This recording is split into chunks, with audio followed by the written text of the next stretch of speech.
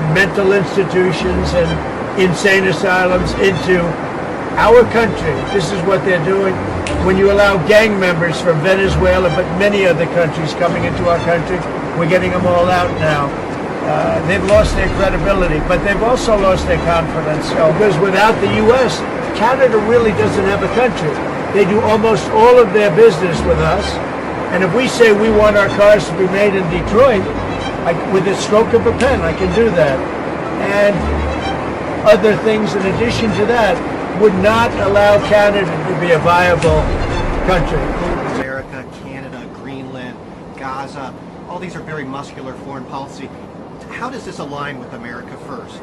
Bigger, stronger, and better, and more protective. We need Greenland because of national security, international security, world peace.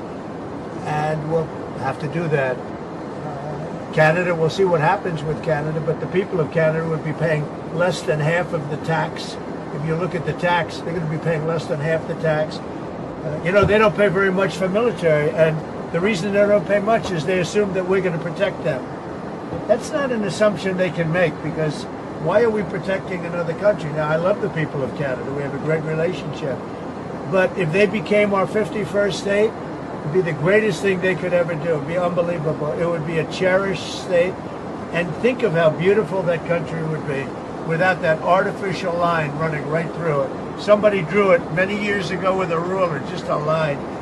You look at how beautiful that is, wow, it would be very exciting. But if you look at Canada, it would be cherished as a 51st state. They don't pay their share of military in NATO. They pay very little for military. They're not protected at all. And the reason is they think we're going to protect them. The other thing is we subsidize them to the tune of about $200 billion a year. If we stop doing that, if we stop allowing them to make cars through tariffs and other things, cars, trucks, etc., what they make, they're not viable as a country. Would you agree that it's a more aggressive foreign policy than your first term? And why is that? It's more aggressive. It's better.